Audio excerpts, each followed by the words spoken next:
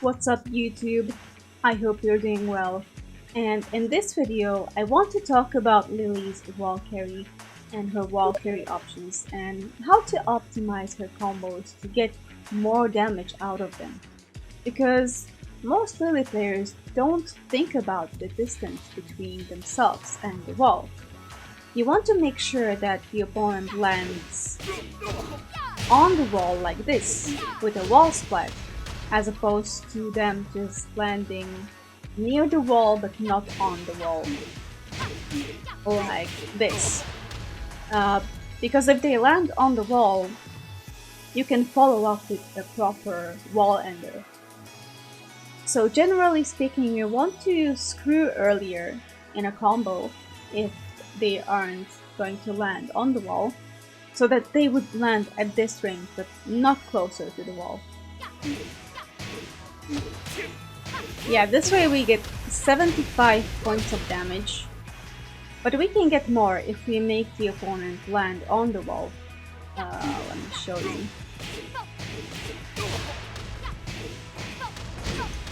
That's 60 plus 22, that's 82 points of damage, more than 75.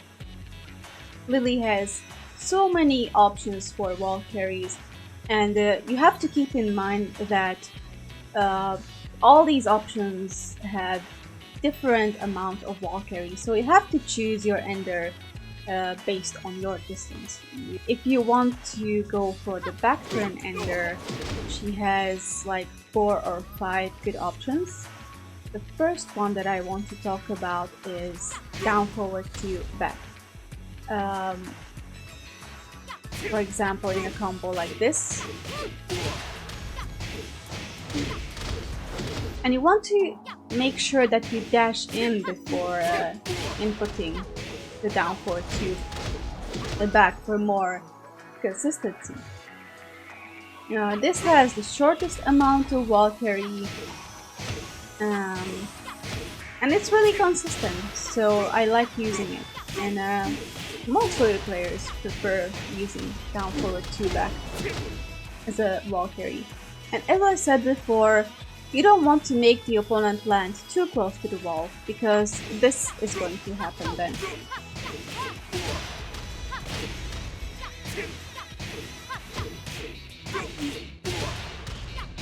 See, you're not going to be able to finish your combo with the back turn ender. So you want to make sure that the opponent lands a little further away from the wall, like this. Another one is down forward 3 plus 4. I think this is similar damage to down forward 2 back.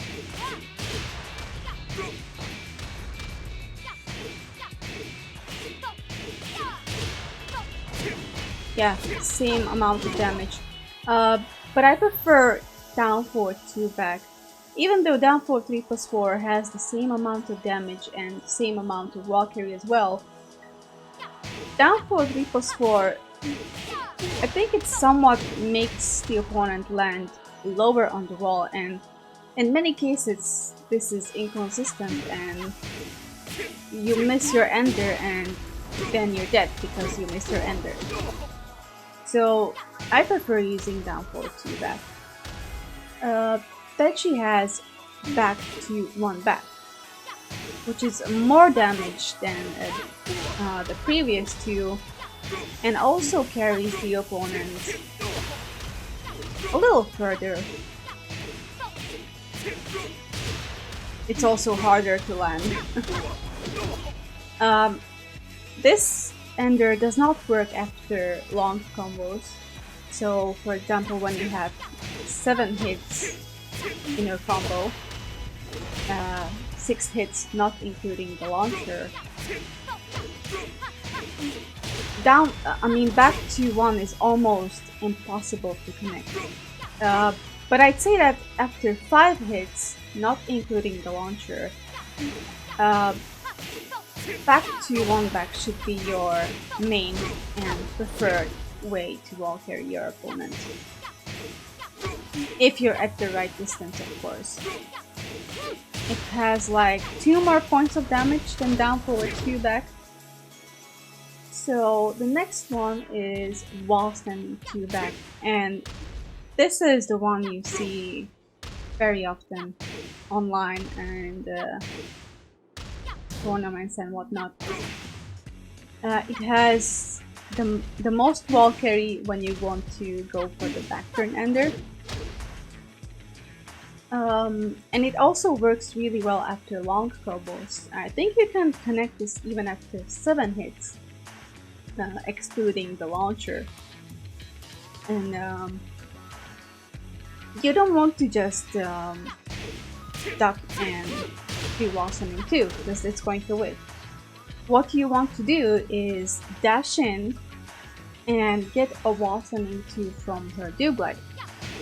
And I already made a video about wall standing 2 from do glide, but essentially Lili has this do glide motion, which is a quarter circle forward motion with down, forward, forward. And then she has moves like quarter circle forward 1, 2 and quarter circle forward 2, 1. But you can also get wall standing moves from this. But the inputs are slightly different. You want to omit the forward input and get the neutral input instead. So you're just gonna do down, forward. Let the controller for a while and press 2. Because after the down, forward, Lili is in a crouching state. And as soon as you let go of that,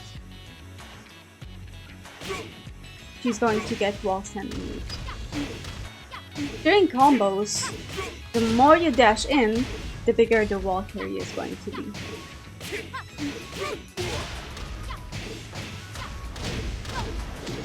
Now for the wall standing 1, 2, 1+2 ender, you want to make sure that the opponent lands even further away from the wall than when you go for the back turn ender.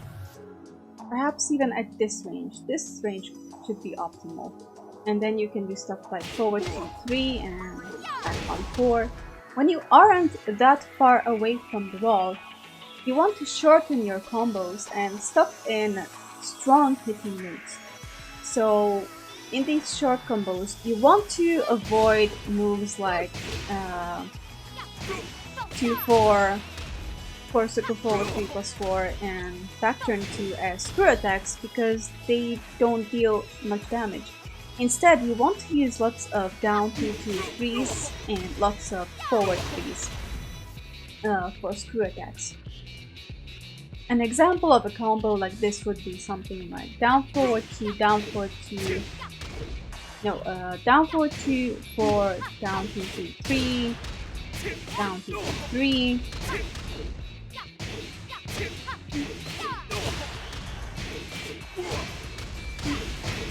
And bam, 84 points of damage. Or stuff like down forward 2, forward 2, 3, forward 3, down 2, 2, 3, and then you'll roll under 82 points of damage. As I said before, your best front facing wall carry enders will be forward 3 and back 1, 4. So this works even after long combos. But back 1, 4 has even more wall carry than forward 2, 3. A combo with back 1, 4 would be something like this. As you see, it carries really far. Another screw attack that I don't see many Lili players use is down 2, 2, 3. Like in this combo, it has such good damage, even though it doesn't carry that far, and it works incredibly well off axis. And even on back turn opponents after short combos. Then we have 3, 2, 3, which carries the opponent further than down 2, 2, 3 does, but it deals like 2 less points of damage. So this is 52 points of damage with 3 versus 55 points of damage with down to 2-3 as a wall carry. Now another wall carry combo that I love using, and I use it very often in my combos, is forward 4-3, crouch cancel 1-2. I feel like this carries a little less than forward 2-3 does, so I use it very often when there isn't that much space between the opponent and the wall. For example, in a combo like this. No. Let's say a combo like this.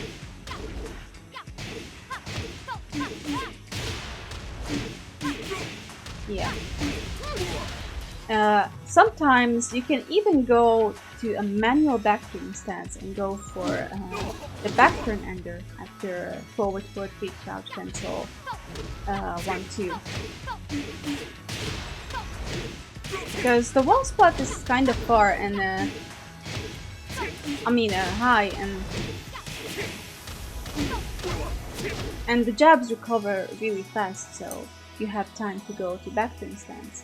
Now Lili's biggest wall carry option is technically forward 4-3 do glide 1-2. The problem with this ender is that it gives Lili a low wall spot, so you cannot follow up with a proper wall ender, but it does carry really far. As you can see, it's almost impossible to follow it up with a proper box ending 1-2 ender. Nevertheless, Lili has options for a low wall spot as well. For example, down 4-3+4. But do not finish the string because the second hit will whip. Only the first hit will connect. Then she also has down 3, which is the simplest and my preferred way to follow up after a low wall spot. It's really easy and very consistent and reliable. She also has a forward 4, which deals lots of damage, but you have to time it well. You have to make sure that the wall splat is really low. You have to make the opponent slide down the wall a little bit, if that makes sense. This way it's gonna hit for 13 points of damage, as opposed to like 5 points of damage if you do not let the opponent slide down.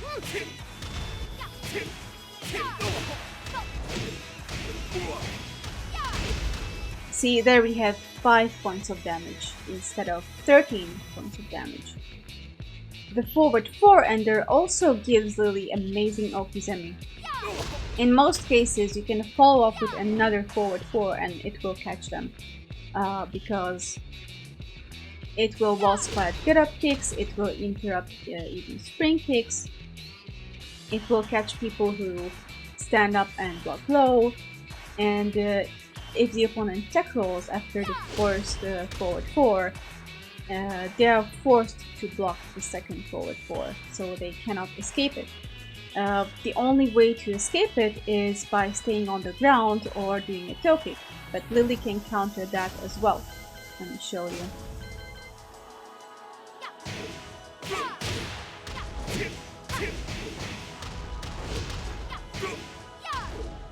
Damn it, I always get an accidental forward 4. Sorry, I'm recording at midnight. See, it doesn't hit grounded, and what I like to do in this case is an up 3+4, which is a safe mid launcher, which crushes so much stuff, and it also hits grounded, as you can see. So when the opponent stays on the ground, it's gonna hit them grounded. If they stand up and block mids, you're still safe. And if they toe kick or even do a get up kick, they're going to get launched.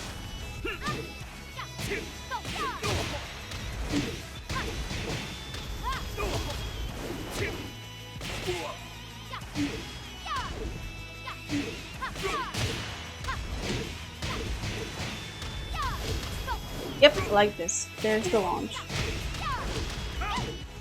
Now in Season 2 she has another wall option that deals even more damage than a delayed forward 4.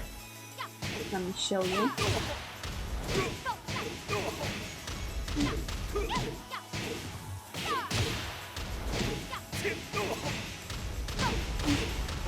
So this is a dash in 3-2 into do glide 3. It deals, I think, 15 points of damage. Was that? Anyways, it does more damage than forward 4. The problem with this ender is that it is inconsistent. It doesn't work on small characters like Xiaoyu, and even against regular sized characters, it whiffs often. Especially when you're off axis. Sometimes the 2 will just randomly whip, and I don't think it's worth the risk for getting launched when it randomly whips. I would not want to get launched when going for a wall ender, so if you want to go for it, sure, go for it at your own risk. And I think that's it for this video. I'm recording this video at midnight. I don't know, I just really felt like recording this video, and also my basic Lili guide reached 10k views a couple of hours ago, and I'm very grateful for I'm very grateful for that, because 6 months ago when I recorded that guide, I had no idea that people would like it so much. And I'm very grateful for the fact that you Lili players trust me this much. And I want to upload more guides in the future, especially Lili guides, more tips and techniques. And if you have any suggestions, I'm so sorry. If you have any